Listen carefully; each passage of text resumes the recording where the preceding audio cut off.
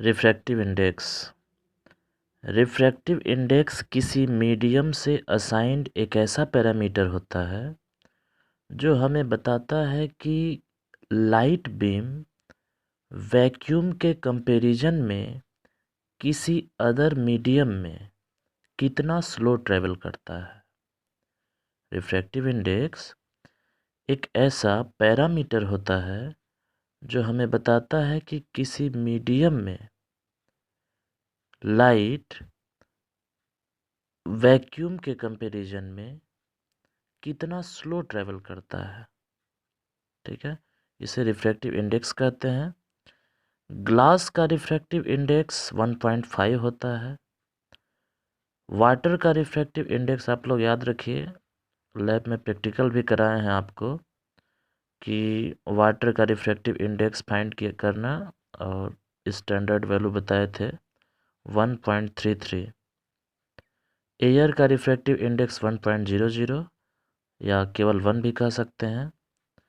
Refractive index एक dimensionless और unitless quantity है, क्योंकि रिफ्रैक्टिव इंडेक्स का फार्मूला होता है वैक्यूम में लाइट की वेलोसिटी अपान मीडियम में लाइट की वेलोसिटी। अभी आपको बताए हैं कि रिफ्रैक्टिव इंडेक्स एक ऐसा पैरामीटर होता है जो हमें बताता है कि वैक्यूम के कंपैरिजन में किसी मीडियम में लाइट की वेलोसिटी कितनी है, कितनी स्लो है। ठीक, रिफ्रैक्टिव इंडेक्स को स्मॉल एन से रिप्रेजेंट करते हैं और small n is equals to c upon v. N को हम लोग एब्सोल्यूट रिफ्रैक्टिव इंडेक्स कहते हैं। एक बार फिर से सुनिए, रिफ्रैक्टिव इंडेक्स एक ऐसा पैरामीटर होता है जो हमें यह बताता है कि वैक्यूम के कंपैरिजन में किसी अदर मीडियम में लाइट कितना स्लो ट्रैवल करता है। ग्लास का 1.5, वाटर 1.33 और एयर का रिफ्रैक्टिव इंडेक्स 1 होता है। नेक्स्ट टॉपिक है रिलेटिव रिफ्रैक्टिव इंडेक्स। तो रिलेटिव रिफ्रैक्टिव इंडेक्स क्या होता है, ध्यान दीजिएगा आप लोग। जब लाइट की वेलोसिटी किसी वन मीडियम में जो है उसका कंपैरिजन किसी अदर मीडियम में लाइट की वेलोसिटी से किया जाता है, तो यह पैरामीटर रिलेटिव रिफ्रैक्टिव इंडेक्स कहलाता है। ध्यान दीजिए, जब किसी वन मीडियम के लाइट की वेलोसिटी का कंपैरिजन किसी अदर मीडियम में लाइट की वेलोसिटी से किया जाता है, तो यह पैरामीटर जो मिलता है हम लोगों को, इसको रिलेटिव रिफ्रैक्टिव इंडेक्स कहते हैं। रिलेटिव का मतलब ये होता है कि रेशियो होगा, किसी के साथ कंपैरिजन किया जा रहा है। तो वन मीडियम में लाइट की वेलोसिटी का कंपैरिजन किसी अनदर मीडियम में लाइट की वेलोसिटी से किया जाएगा।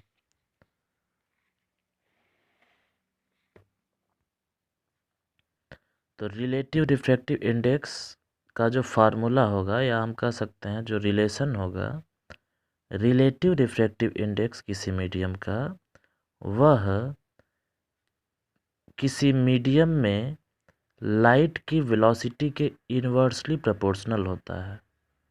ठीक है, रिलेटिव रिफ्रैक्टिव इंडेक्स किसी मीडियम का जो होता है वह उस मीडियम में लाइट की वेलोसिटी के इन्वर्सली प्रोपोर्शनल होता है।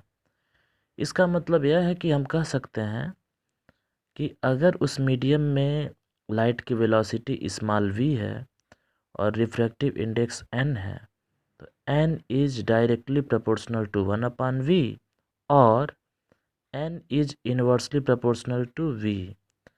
इसका मतलब होता है, हम आपको बताए हैं, इन्वर्सली प्रोपोर्शन का रिलेशन का मतलब होता है कि अगर v की वैल्यू इंक्रीज करेगी तो n की वैल्यू डिक्रीज करेगी, और अगर v की वैल्यू डिक्रीज करेगी तो n की वैल्यू इंक्रीज करेगी। जैसा कि एग्जांपल हम दिए थे कि माता पिता का बच्चों के साथ डायरेक्टली प्रोपोर्शनल का रिलेशन होता है। अगर माता पिता दुखी होंगे तो बच्चे भी दुखी होंगे। अगर माता पिता खुश हैं तो बच्चे भी खुश होंगे।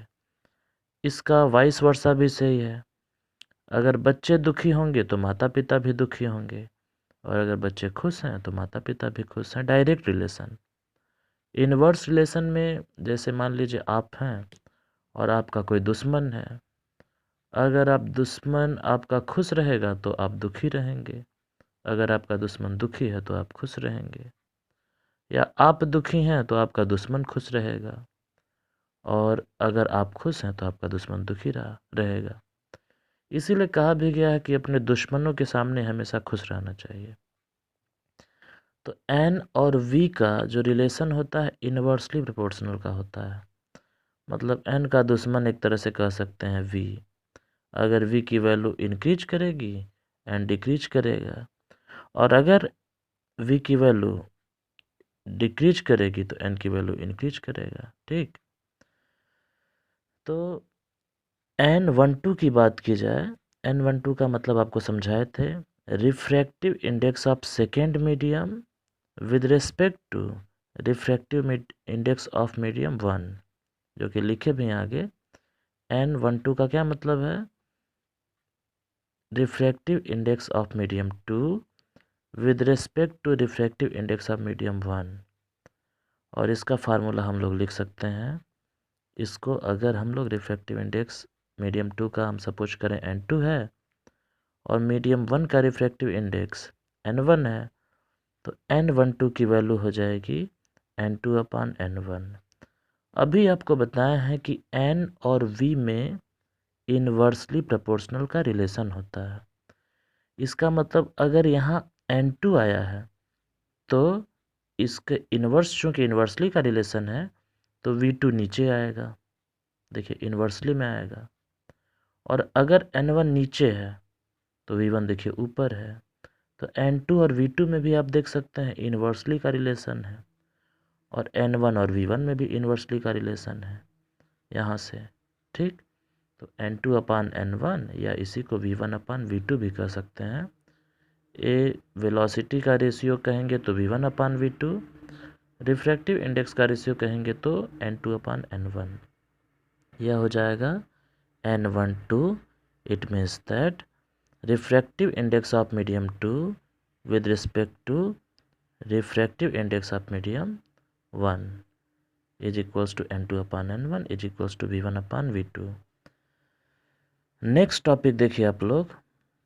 अब हम देखेंगे कि रिफ्रैक्शन का रीजन क्या है।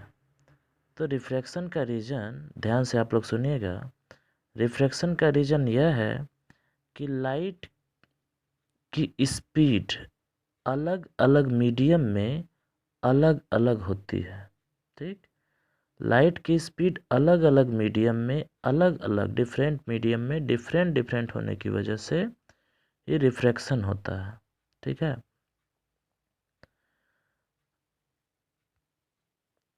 आप लोग देखे होंगे आसमान में जो तारे हैं टिमटिमाते हैं। तारे टिमटिमाते हैं तो क्या वास्तव में तारे टिमटिमाते हैं? नहीं। जब हम देखते हैं अर्थ से स्टार्स को, तारों को, तो तारे टिमटिमाते हुए इसलिए दिखाई देते हैं क्योंकि कई लेयर होती है, और जो लाइट बीम हमारी आँख से निकल रहा है वो कई वहाँ लाइट बीम जो ऑब्जेक्ट से, इट मीन्स दैट स्टार्स से, तारों से जो हमारी आँखों तक आ रहा है उसको कई लेयर से गुजरना होता है, और कई लेयर से गुजरने की वजह से रिफ्रैक्शन का प्रोसेस होता है, और इस वजह से हमको तारे टिमटिमाते दिखाई देते हैं, लेकिन वास्तव में तारे टिमटिमाते नहीं। तो कुछ उसी तरह समझिए कि लाइट बीम को कई डिफरेंट लेयर से होकर या डिफरेंट मीडियम से होकर गुजरना होता है, और चूंकि लाइट जब डिफरेंट मीडियम से होकर गुजरती है तो अलग उसका जो स्पीड होता है वह अलग अलग मीडियम में अलग अलग होता जाता है।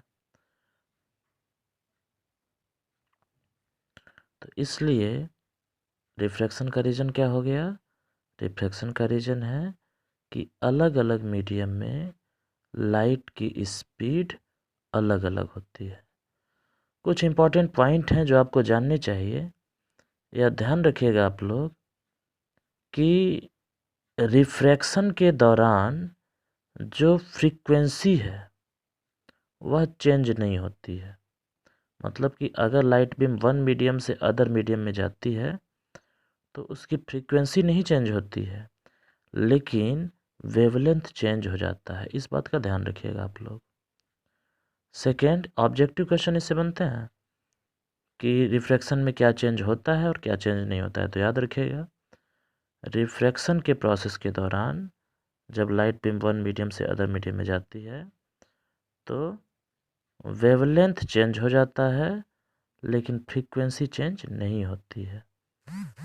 नेक्स्ट, जब लाइट एयर से ग्लास में जाती है तो इसका वेवलेंथ डिक्रीज होता है, ये भी याद रखिएगा।